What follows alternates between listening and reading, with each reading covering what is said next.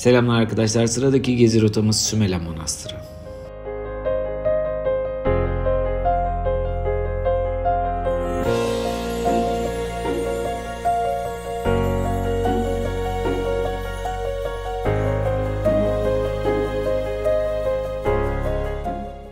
Sümele Manastırı, Türkiye'nin Karadeniz bölgesinde Trabzon ilinin Maçka ilçesinin Altındere Vadisi'nde yer alan tarihi bir manastırdır.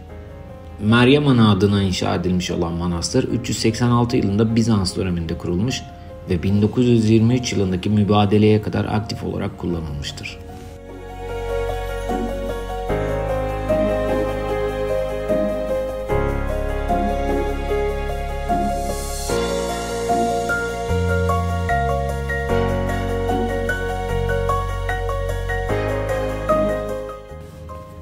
Sümele Manastırı deniz seviyesinden 1150 metre yükseklikte Karadağ'ın Sarp yamacına inşa edilmiş bir kaya manastırıdır.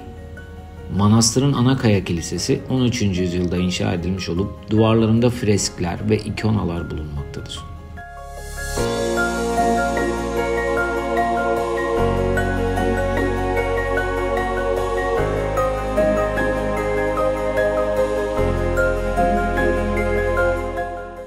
Manastırda ayrıca şapeller, mutfak, öğrenci odaları, misafirhane, kütüphane ve kutsal ayazma bulunmaktadır.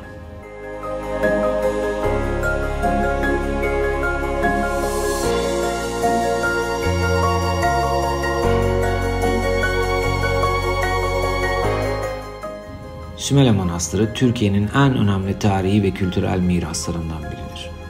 1985 yılında kültür varlığı olarak tescil edilmiş ve 1994 yılında UNESCO Dünya Mirası geçici listesine alınmıştır. 2010 yılında başlatılan restorasyon çalışmaları sonucunda manastır yeniden ziyarete açılmıştır.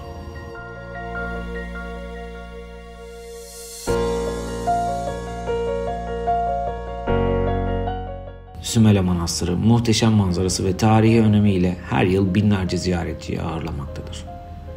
Manastıra Altındere Vadisi Milli Parkı'ndan yürüyerek veya teleferikle ulaşılabilmektedir.